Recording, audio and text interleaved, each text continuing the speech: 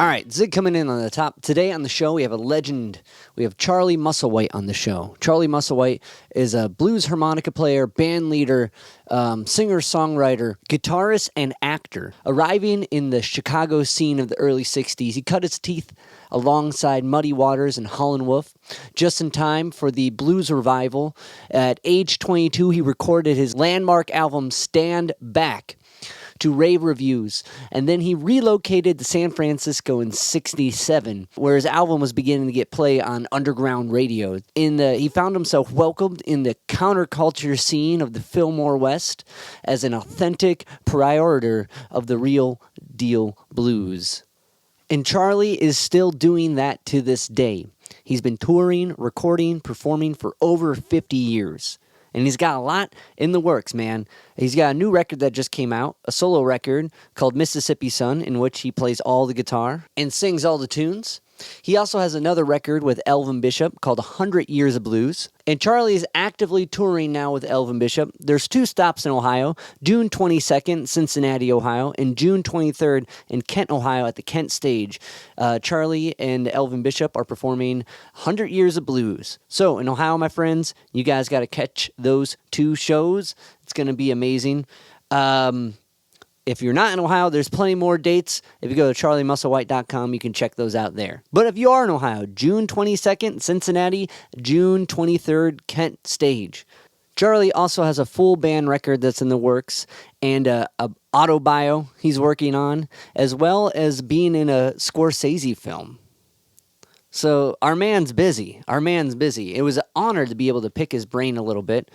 There was some technical issues via phone line or some types of lag. I think he had troubles hearing what I was saying. But either way, it was an amazing honor to pick the mind of a living legend. I've been aware of Charlie's work adjacent to all the legends he's played with, but what really brought his music home for me was his records with Ben Harper. So it was really cool to also pick his brain a little bit about working with Ben in that session, and that's when it got real heavy and kind of threw me off. I read about, his mother's murder, but when he brought it up, I was not ready to. How do you move on from that in a conversation, right? But I've been thinking about what he said during our conversation, and I think it really is truly inspiring, and I think you guys will find it as well. Lastly, if you can rate, review the podcast on any of the podcast platforms. It really helps me reach more listeners like you and helps me share insight from people like Charlie. So, without further ado, this is my conversation with Charlie Musselwhite. I wanted to start off by asking about Elvin Bishop and 100 Years of Blues. You guys are playing June 23rd at the Kent Stage. Yeah. You guys are sharing stories and playing songs, you know what I mean? Yeah, we do that. Right. So, and kind of having similar backgrounds, playing with different aspects of the Chicago blues scene, has he shared any stories with you that you're no way? You know what I'm saying? I don't remember one like that. I mean, he's got stories that are interesting to me, and I have some that are interesting to him. I don't think there's any big surprises because we all knew the same people and we're traveling the same circles often. I don't remember anything that stood out no, I don't believe that. I guess, with a close-knit scene like that and kind of learning from everybody, it has to make playing together real easy, right? Oh, it's like falling off the log. We knew all the same musicians and loved all the same music and learned it all and heard it all, and it's just a part of us. And I guess he had a kind of similar start like you did. So from what I understand, when you went to Chicago, you were talking with a waitress, right? And she kind of threw you in front of Muddy and was yo, you got to hear this guy play. I went to Chicago just looking for a job in a factory. Elvin went to Chicago to go to school. I was hanging out, and when I discovered the blues scene, I started hanging out in the clubs. but I wasn't promoting myself in any way. I didn't tell anybody I played harmonica, or didn't hold up my harmonica asking to sit in or nothing like that. And the people I was going to see became to think of me as a fan, because I'd request tunes and stuff, and some old tunes. They were surprised I even knew. But I'd gotten to know a waitress at Pepper's Lounge where Muddy played, and I had played for her at her place, and she told Muddy that he ought to hear Charlie play harmonica. And that was a surprise to Muddy, because he didn't know. I'd never said anything about playing harmonica. And he had me sit in that night. And from then on, whenever he saw me, he'd have me sit in. And like, was that common? Would Muddy bring people up? Yeah, it wasn't uncommon for people to sit in, because, working at Pepper's Lounge, you played from 9 till 4 in the morning, and Saturday night you played till 5 in the morning. It's a lot of time, and a lot of musicians hung out there and came to see Muddy, and he was always glad to have people sit in. It was good for the audience and a good way to kill time. But it was unusual for somebody my age. It was also unusual for somebody white. The black guys my age had no interest in blues. They just they thought I was crazy. They say, "What's wrong with you? That's my parents' music. You got to get up with the times. That's the old folks' music." That's why I like blues. So it was just strictly adults, and it was going to die out with them if nobody kept playing it. Bounce back to Elvin Bishop. I guess John Lee Hooker introduced you guys? No. That's not, I don't know where that came from. I read that somewhere. But then how'd you guys meet? Oh, I don't remember really. I mean, we were just both in Chicago, hanging out in some of the same places, so our paths would cross from time to time. Okay. And there was a club in a part of Chicago called Old Town, and I lived just a couple of blocks away, and I hung out there a lot. And Butterfield would play there, and he had Elvin in his band. I imagine, if anywhere, I'm sure I met him there many times. Very cool. I don't know but how. John Lee had nothing to do with introducing us. Okay. Well, then how'd you come across John?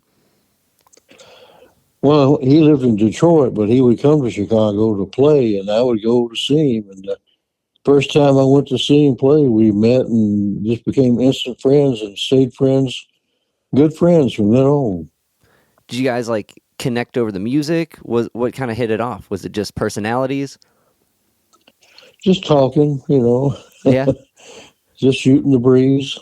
Because his music's been something that's like haunted my brain forever. Like, I remember as a young kid seeing the Blues Brothers film, and there's that scene where it cuts to boom, boom, boom, and this like, who's this guy?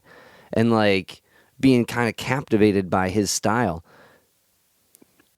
Yeah, he had a style unlike anybody else, especially when he just played solo guitar on a tune like, say, Crawling King Snake or Boogie Children or Hobo Blues. Yeah. Those are really, really some deep blues. Just him and his foot, tapping his foot and playing his guitar. Yeah, yeah. So when you've been playing guitar the whole time that you've been doing these blues adventures, like, when you got that kind of like kick from Muddy to like as a harmonica player, did the guitar kind of sit in the back seat for a bit, or were you always kind of picking on it?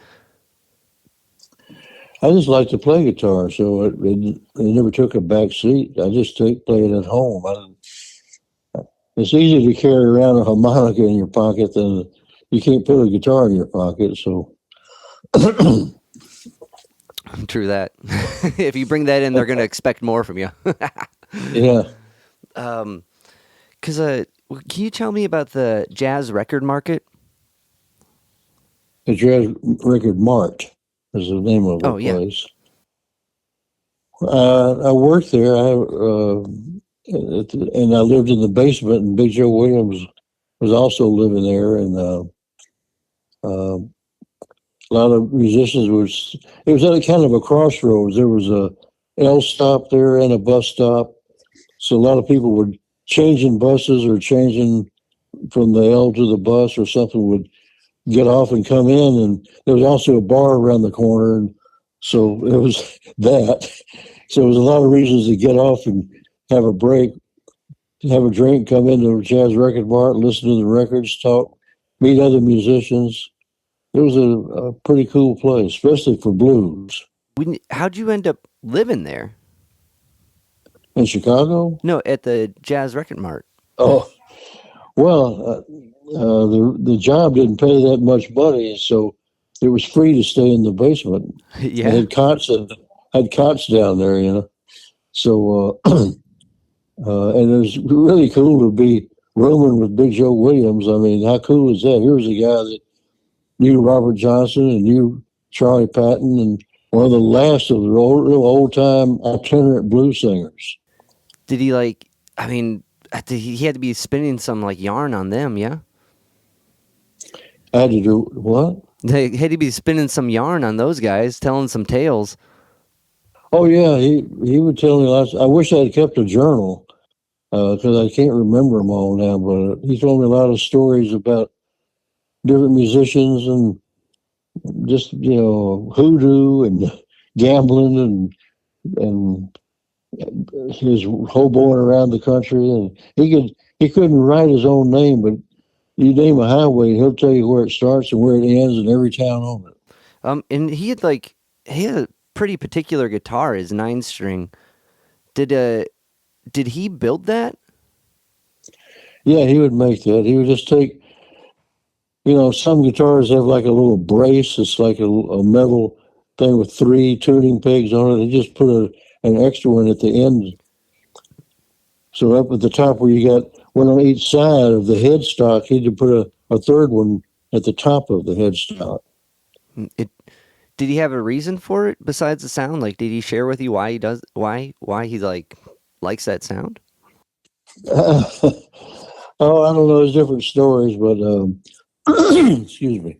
He liked to discourage other people from playing his guitar.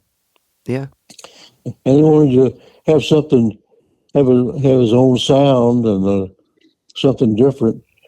He would double the D string and the B string and the little E string. The rest were single. And because if you guys are living together, are you playing guitar together too? When the mart's closed? Yeah, we would sit around and drink beer. He'd tell me stories, and we'd have jam sessions, and I'd play with him. That's so cool. Yeah. Now I remember I have a friend. His name's Robert Kidney. He plays in the Numbers band from Cleveland, and he told me when he went to Chicago, that was one of the first places he went, and that he knew nothing about the Chicago blues scene, but as soon as he went there, he got to know where all the shows were happening. So I guess one more question on the Jazz Record Mart is, when you were working there, did you meet anybody? Like, was there any notable people that came through that you that you're on the record? Oh my God. Yeah, all the time. I mean, all the time, every day. I mean, a lot of blues guys would hang out there. And your friend is right. That's where you could go and find out about the whole scene, who was playing where and when. And people would come there to meet each other, like going on a tour. They would meet there and then leave from there.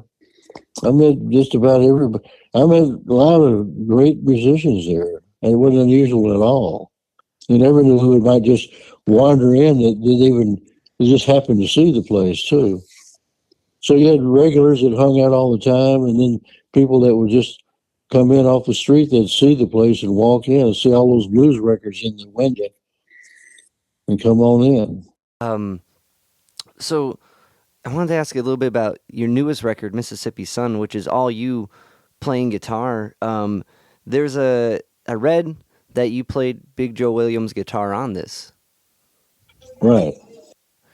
And now, was it his guitar, or was it one you and him made, or? It was his guitar. It was he a mutual friend of ours here in Mississippi inherited the guitar after Joe died, and he lived in another town, but in Crawford, Mississippi, or near Crawford. I live in Clarksdale, Mississippi, and he would come over to Clarksdale now and then, and he came over one time with Joe's guitar while I had been recording, and I thought, well, let me just play something on that. I just made up something and played it. I couldn't reproduce it for anything. I have no idea what I played. I just turned on the tape recorder and I played something, Wow. thinking about remembering Big Joe, playing Big Joe's guitar. Yeah. So it was a spontaneous instrumental. It's a beautiful song. Well, thank you. It had to be kind of wild thinking about being across from each other on the cots, and then to be tracking on his guitar. Yeah, the memories pile up, Wow, that's incredible. It's an incredible record. Thank you. One thing I wanted to ask was like, you went on a tour with BB King where you would open for him with just a guitar and a harmonica on the rack. Are some of these songs, I guess, aside from that one, on Mississippi Sun, from that tour or from those times? Oh, that tour was way long before this record was recorded. I don't remember what tunes I was doing with BB, but could be that some of them I played on the tour or some that I recorded. It's possible. I don't remember. Gotcha. Is playing harmonica on the rack more difficult or limiting than without it? Yeah, sure. You have way more control over it if you're holding it in your hands. Because I'm a rack player. I play harmonica with the rack, and I there's not too many opportunities I get to do it with just the hands on the mic. Yeah, there are some guys that are just really fabulous players on the rack. I can't think of this one guy's name, but he's like a monster. But for me, I can play way better holding it. So with that, was that like kind of circling around BB King on that time? Was that like, I mean, did you guys? I gotta imagine you guys played together, right? I would sit in with him. Yeah, and would like, because I mean the Chicago, like, you got the big band there, like was it easy? Not was it easy, but I guess coming from like two different styles of like kind of the Mississippi blues to the Chicago blues, was the transition like that easy to fit in for you? Was it natural? Did it take a little learning? No, there's nothing to it. It's all blues. That's true. Name the key and count it off. I led his band on a few numbers one time in Italy, and I don't know, we did half a dozen tunes or something, and all I had to do was tell them the key and count it off. They knew what to do. I knew what to do. And I had a question on harmonica playing. I heard you talk about. Yeah. I've heard you talk about not really like learning the harmonica mostly on your own, but there was a lesson, maybe indirectly or directly, from Shaky Horton on finding your tone center and like figuring out the pattern to learn all these different positions on the harmonica. The one question I had with that is like, which patterns is it? The blues scale? Is it just a scale in general in those different positions? Well, he wasn't that specific, but to me, I mean, I felt like I knew what he was talking about. Each position you play is a different pattern of notes. You can call it a scale, I guess, but you just learn how to get. I think of it almost like stepping stones, how to get from one end to the other so that it makes sense. And for that key, like if you're on a C harmonica, the pattern you play for the key of C is not the one you use for the key of G. Right. That's a pattern. Right. Okay. We never talked about scales. Yeah. Well, I mean, I think what I heard was he mentioned that, and then you developed your own pattern.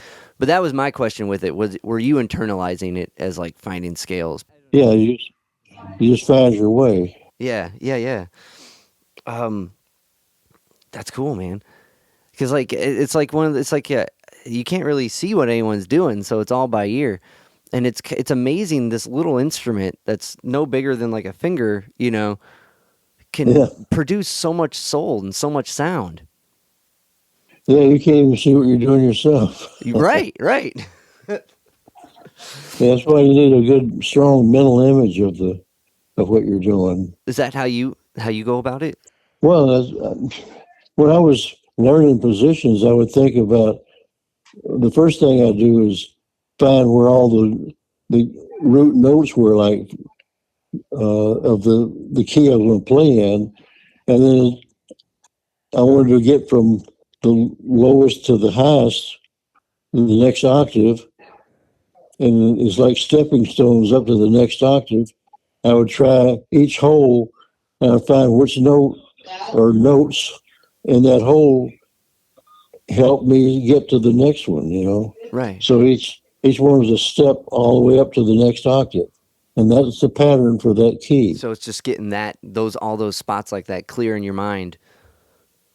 Yeah. That makes sense. That makes sense.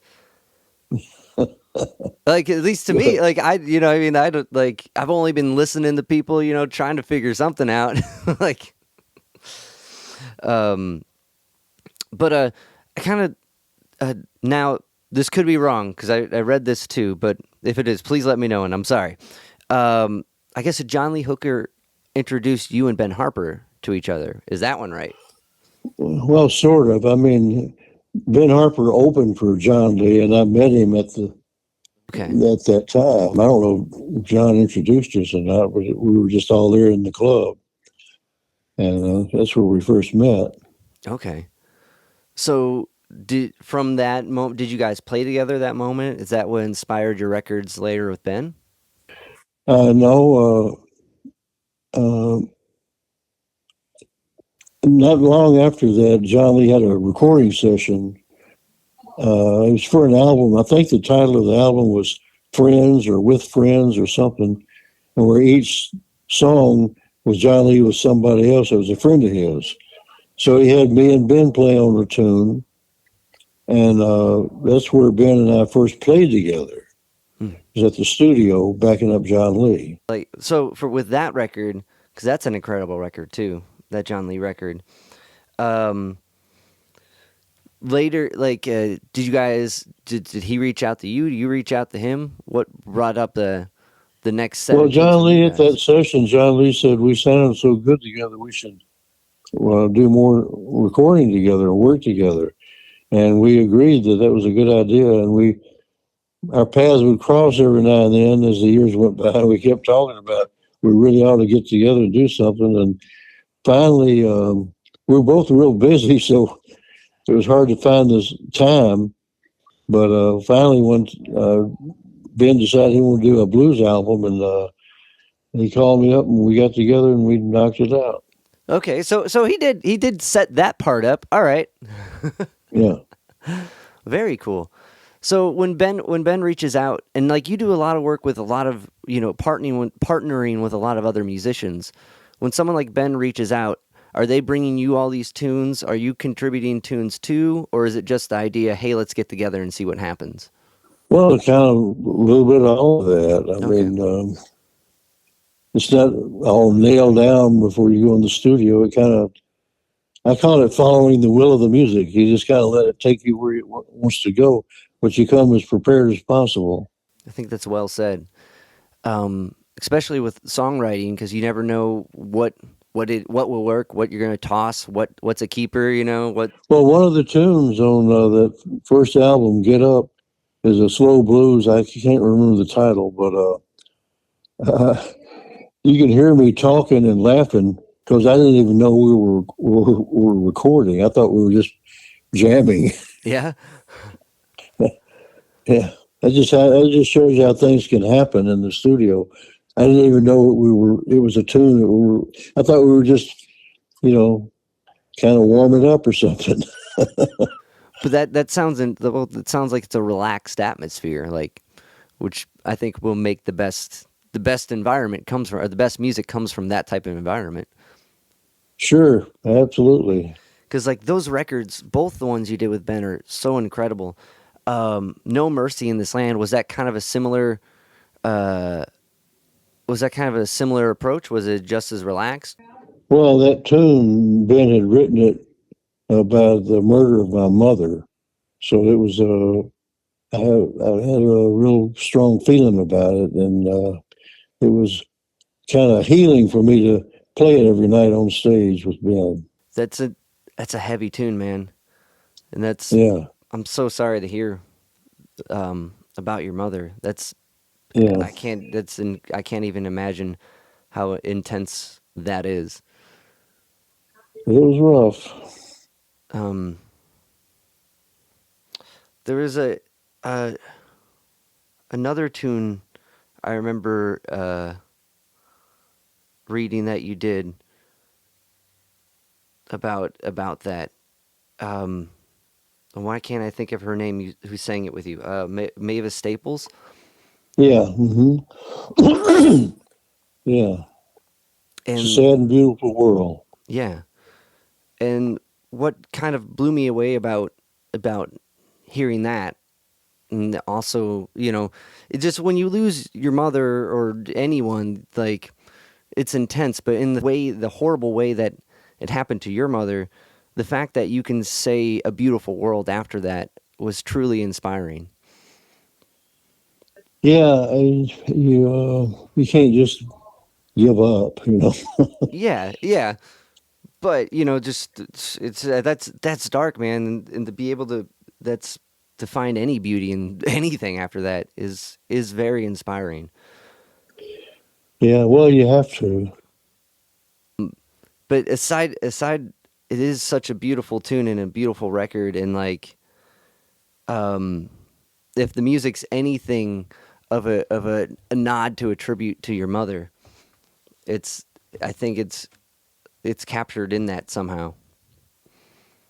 Well, that's what the blues is for, you know. Blues helps you get through life. Mm, I always say blues is your buddy in good times and it's your comforter in hard times. yeah. Well, I get that's it, man, right there. Um, Yeah. did she play music? She played piano. Yeah, because I read that all the Musselwhites played music. Just about every Musselwhite I've ever met played something. Not professionally, maybe, but they were musically inclined. And I guess you had an uncle who was a one man band. Yeah, I sure did. Yeah, what's that mean, one man band? Is he like stomping, playing harmonica guitar? Is he playing like a trumpet in his mouth and like kicking a kick drum? Like, how so? Yeah, he had a drum he played with his foot and uh, a harmonica on a rack and a guitar. And I think he would take the end of his guitar and thump on a bass, some kind of bass he made or something.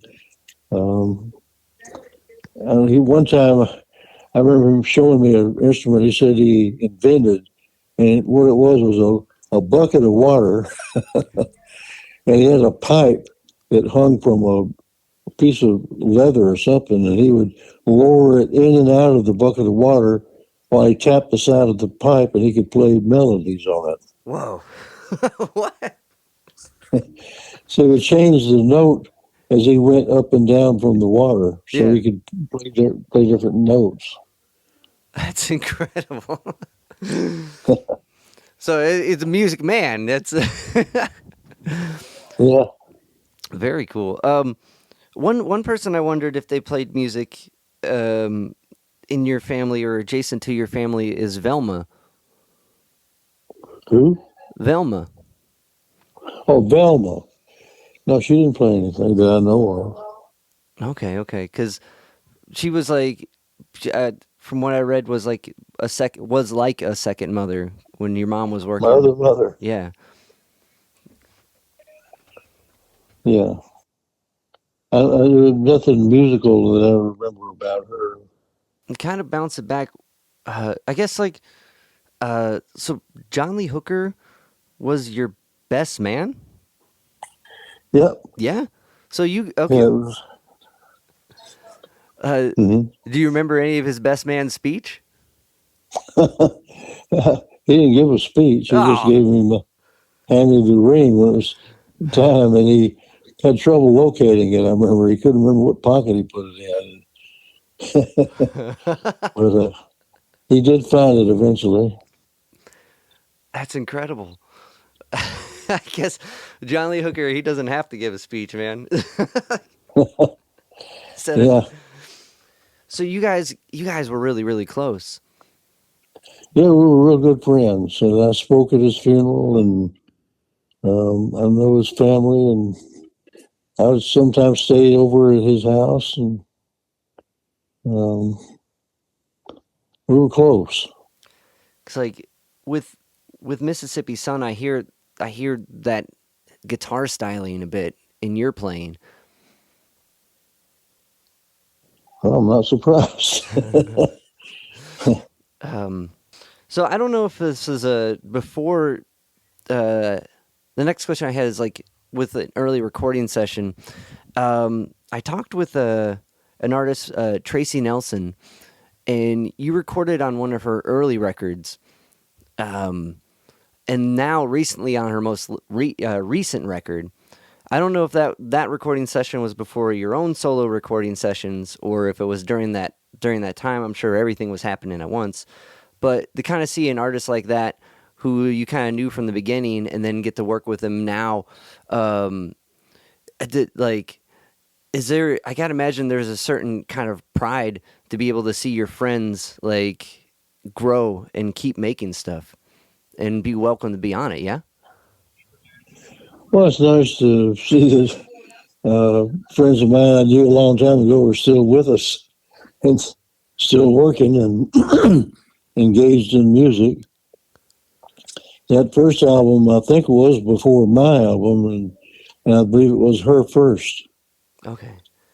Because both of those records are incredible, and both like listening through them, I'm like, I know that harmonica playing, and like digging through that, I'm like, oh man. And then on the most recent one is pretty upfront that you're on it, but like going back to those early ones, um, I guess like so during a recording session like that, like one of your first ones, uh, has that process for you like was it nerve wracking at the beginning, or has it always been something that's been very comfortable? Well, I'm yeah pretty comfortable with it. I love the music, and I enjoy playing it, and so it's extra nice when you can add it to something. You play with somebody or add it to their music, or and even with other cultures too, like the Cubans I've recorded with. That's really interesting. Yeah, the Continental Drift record. That's an Yeah. incredible record, man. Um, Oh, thank you. like with that, it's interesting too to hear like so blues is like it's like kind of like this enigma of music that I think is found in all sorts of different cultures. Like flamenco music kind of always struck me as blues music. Yeah, me Um, too. yeah, like there's something to like there's the lament and then there's just like the kind of like the pattern and the like room for improv that's like found in all these different types. Is that what kind of The spirit, there's a feeling to it. yeah, yeah. Is that what spoke to you about Cuban music? Yeah, I've always thought that it was possible that every culture had its music of lament, and that every corner of the world there's some guy on the corner singing about my baby left me, whether it's in, you know, Portuguese or Spanish or Gypsy or Italian or whatever, because it's a worldwide phenomena. Your baby is going to leave you, and there's a guy standing on the corner singing about it with some guys around him nodding their head. Is there any I guess at the moment is there other types of music that you want to do a project similar to? Well, nothing is uh, I haven't really thought about it, but I listen to music from other places, and Greek music too. I can't think of the guy's name. It's an odd name. It starts with a Z, but he's a fiddle or violin player, and he plays some. It ain't really strictly what you might call blues, but it sure does sound like it to me. Yeah, Greek music's fascinating. A lot of it's like kind of similar time signature in a way with a 9/8, like that 3 type of feel, and like the bouzouki shredding. Like that's cool. That'd be a really cool Charlie Musselwhite record. And if you translate their tunes, they're singing about all kind of, drugs and alcohol and gambling and women, and it's all the same subjects as blues.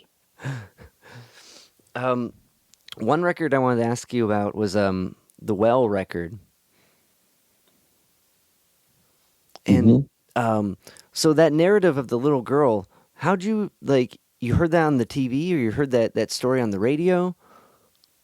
Yeah, I was driving to work listening to the radio on the way to work, and they were talking about Jessica McClure falling in a well. And I was moved by how brave she was. And and you realized she was in a real predicament, a life and death situation. They didn't know if they were going to be able to get her out of there alive. And as a prayer to her, I decided I wouldn't drink that night. In fact, I didn't tell myself I was going to quit drinking. I just said I wasn't going to drink till they got her out of the well. But it took about 3 days, I think. And by then, I was out of the well too. And I've never had a drink since. It's amazing when you set your mind to something like that, how quickly your body can be like, you're good. Well, after I quit drinking, it was like, I thought, what was that all about? And it seemed to me, looking back, that thinking about drinking was really worse than actually just thinking about quitting drinking was actually worse than just quitting. Yeah. It was the thinking about it that made all the problems. Well, I got to imagine, too, being like in all these, this is where all the music's happening. You're in bars. You're hanging out afterwards in bars. It's all kind of around drinks, it. Often the drinks were free. Yeah. And so how can you turn down something free? I'm glad they didn't offer me rat poison. Did you notice, like, were you playing better from the rip? Did you notice, like, when you quit drinking, improvement in singing or playing or just clarity? Every single thing in my life got immediately better. Yeah. And it just keeps getting better. That's beautiful, man. There's a lot of factors that make it really hard for people to move on, but like, I'm very happy to hear that for you, my friend. Yeah, it's I know how tough it can be for people. This is kind of going back, but I found this story fascinating. You had Elvis's phone number? Yeah. Yeah? I did. Did you ever call him? Oh yeah, often to find out. He was always to find out where this party was going to be. He'd have parties where he would, the different places around town where he would rent like a theater or a skating rink, or often he would rent the entire fairgrounds, the Memphis fairgrounds. So it would be, his party would go from midnight till dawn. And like at the fairgrounds, all the rides would be free, and hot dogs and hamburgers were free. And you just roam around, a bunch of people there having a good time. And at the theater, he'd have like the latest, best movies and he'd have like a double header, 2 of the latest movies and a bunch of Roadrunner cartoons, because Elvis loved the Roadrunner. So you would call and Elvis would pick up the phone and say, "This is where the party's at," or was it people? No, Elvis never answered the phone when I called. Okay. It was usually a girl, some girl. One time, my girlfriend at the time wanted me to call him to find out. I said, "Why don't you call him?" And so I gave her the number, and she screamed, "It's him!" and slammed the phone down.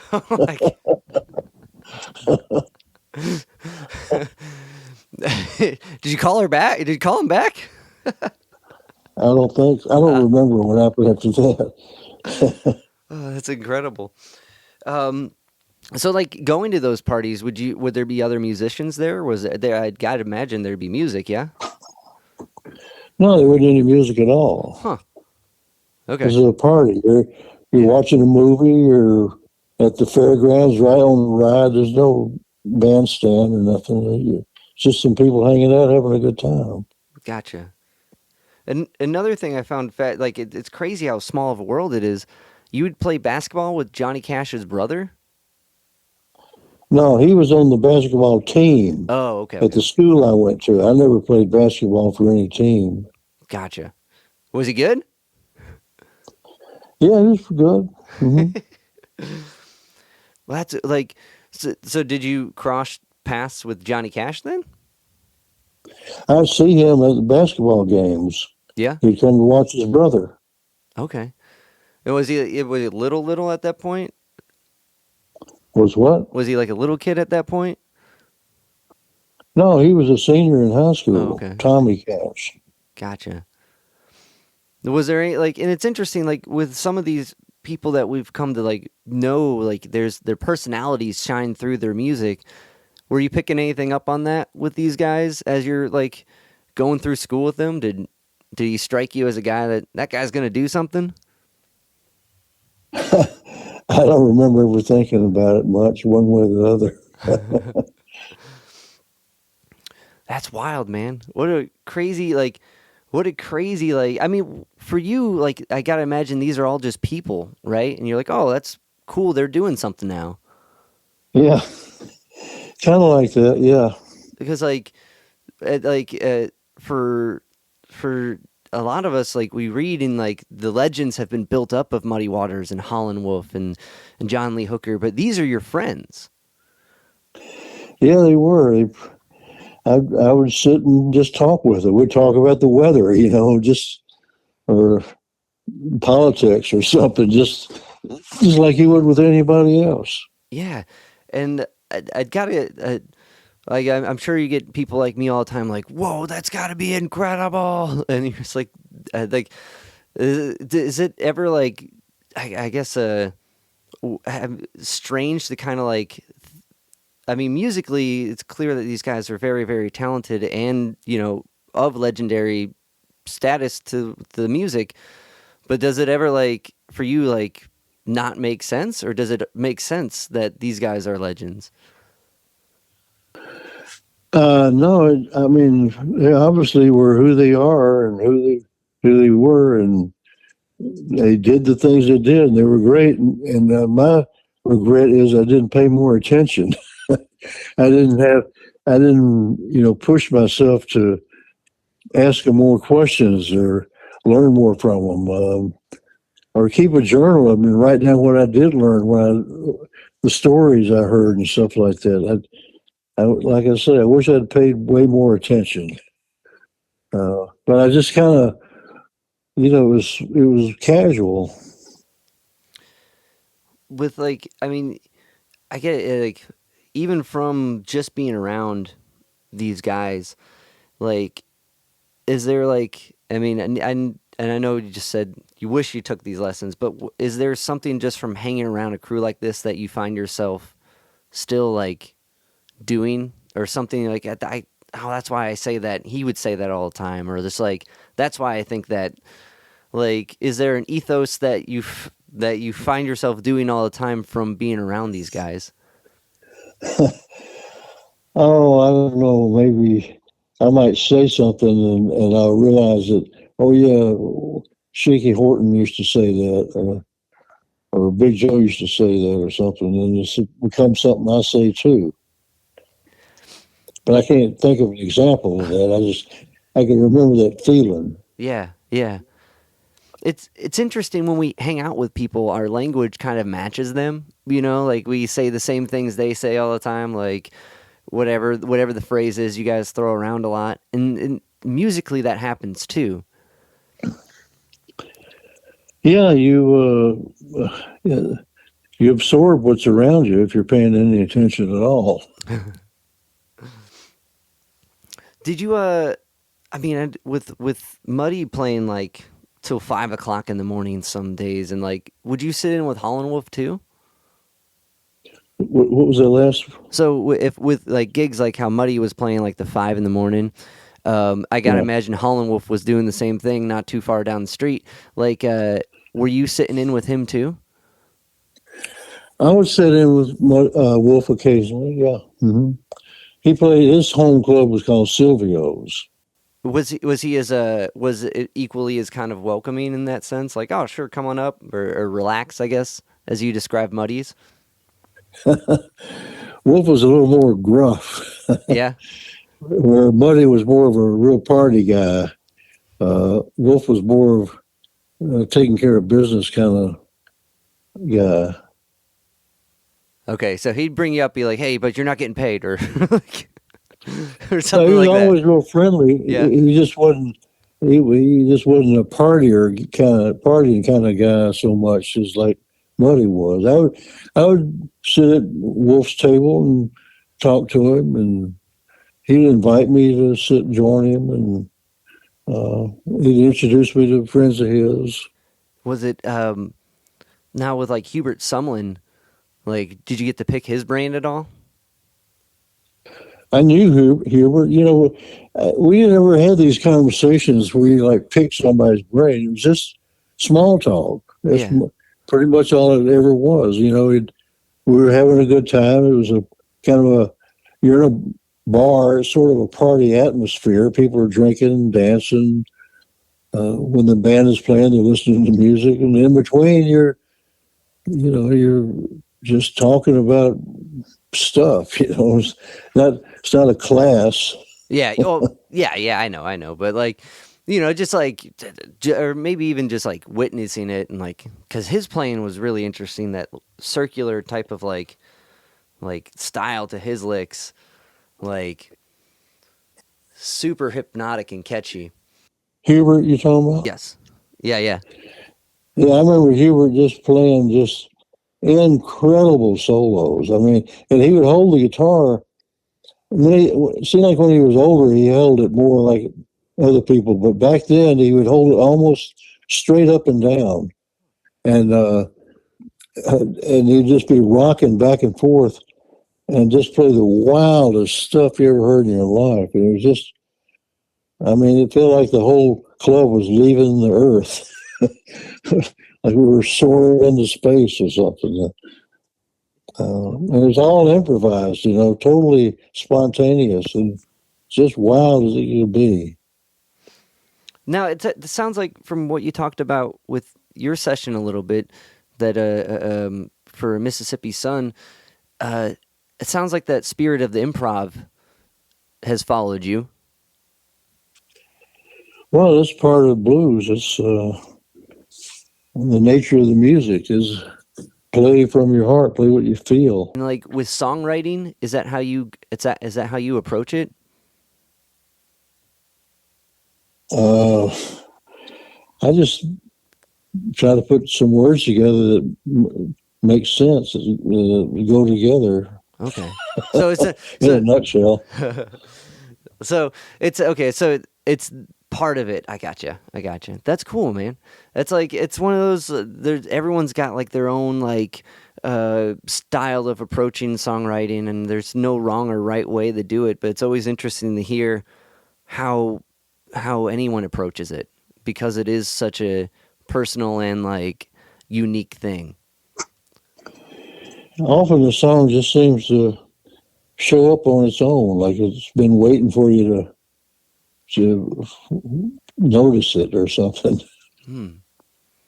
That's a beautiful way to think of it, because it is just kind of a collection of words that string together in a way that has meaning at that moment. Yeah, it's like it's all out there waiting for you. One other guy I wanted to ask about was, did you ever play with J.B. Hutto? Oh, many, many times. Yeah? What was he like? Yeah. Oh, he was. Well, I knew him back when he was drinking, so he was pretty wild then. later he got diabetes and had to quit drinking, but then he got a lot tamer. But he used to work at a club called Turner's Blue Lounge. It was on Indiana Avenue under the L tracks, and I don't know if you know that it was a 3-album set called Chicago, the Blues Today, Mm-hmm. and the cover is some L tracks with snow and stuff. Well, that's right there. That's the stop for Indiana Avenue, and right underneath there was where his club was. And many, many, many nights I spent there in that club, and I would sit in with JB, and also we would go on the road together. JB and Johnny Young and I, and a drummer, and we'd go play different places. We'd meet downtown at the bus station and take the Greyhound and go different places to play. That's incredible. What an amazing player, man. Yeah. So, like, hitting the road like that, was it like when you would play shows out of, like, where you were venturing like state to state with these guys? State to state? Yeah, yeah. Like, were you guys, when you were hitting more than just the clubs, you said you were tour, right? Wasn't really a tour. Okay. We'd take the bus to some town and play there and then come back. Got it. And was it, I guess, as far as the reaction coming in with these guys, like, you know how amazing these musicians are. Like, did you see and it's interesting because you brought up, like, how younger kids were just like, why do you like this music? Did you see people get encapsulated by the excitement of blues? Yeah, often. I've always said that people, when they're properly exposed to blues, they'll like it. If you just ask them, do you like blues, they might say, well, I don't know.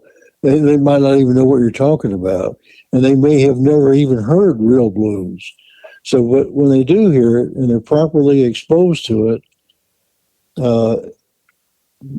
people just succumb to it. It's too...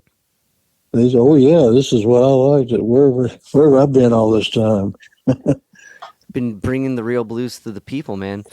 I guess playing with Ben Harper, that had to be an interesting, like, mixed audience, right? So I guess, how was bringing the blues to that crowd? Well, usually 99% or 100% of the people that are his fans had never heard of me, but they knew who I was by the end of the night. That's awesome. Do you, Charlie, thank you so much for letting me pick your brain a little bit, and I really appreciate I really appreciate your time, and appreciate you enduring my candor. Do you have I gotta imagine there's a couple projects in the works. Well, I have a biography coming out maybe this year. I'm not sure. And I have a new record, a band record, coming out on a label called 40 Below, probably in 2025 of spring. And I don't know. I was in that movie Killers of the Flower Moon. I don't know if any new movies coming up. Oh, the Scorsese thing, right? Yeah. Yeah. So I get really quickly before, that was like your relative? Like, what was the narrative on that? Well, in the book that the movie's based on, there's a picture of an outlaw named Al Spencer. And I have Al Spencer's rifle with his name carved in it and all the notches for the people he killed. Oh, my God. And I have it because he died in a shootout with my grandfather. And my grandfather's name was Charlie Musselwhite. No, oh my God, that's so. He was shooting at your grandfather, or your grandfather was there? Like, it was like was my grandfather. My grandfather was a sheriff. Got it. And he was going to arrest him, and Al started shooting when my grandfather said hands up or whatever. Al started shooting, and my grandfather started shooting back. Oh my God. So Martin Scorsese found out that you had his rifle. How do you end up getting in this film? Well, this story about my grandfather is not in the book or the movie. I just know that because it's true. Because you have the And, evidence. Yeah. But the only reason I got in the movie is that the lady that does the casting is a Roots music fan, and she saw me in a video about the 60th anniversary of Our Hooli Records, where everybody that recorded for Our Hooli did a little number and said a few words, and she liked the way I talked or something, and thought I'd be good for this project. That's incredible. And then to have evidence with it. Yeah. They didn't know about my grandfather till I told Scorsese about it when I met him. Yeah. They thought it was kind of magical. Well, yeah, if you were making this film on this and then this guy comes in with that, that sounds like magic to me, man. Yeah. Well, very cool. So you got what's the name of the book? Killers of the Flower Moon. Oh, no, your book. Oh, it didn't have a name. Doesn't have a name yet, but it's autobio. And then record in the works. And then the June 23rd, you're playing at the Kent stage. Anything else in the works? I mean, that's a lot, man. Well, I'll be in, I think, Cincinnati, too. Okay. I'll be in Cincinnati on the 22nd, the day before, at the Ludlow Garage. Very cool. All right, man. All right. Well, Charlie, like I said, thank you so much for for enduring my canter. Huge fan, and so it really means a lot to be able to pick your brain a little bit. Sure, I appreciate it. Well, thank you, man. Well, I look forward to catching you at the show, and have a lovely evening. Okay, you too, and I'll see you when I get there. Sounds good. All right. Have a good one. Thanks, Charlie. Thank you. Thank you.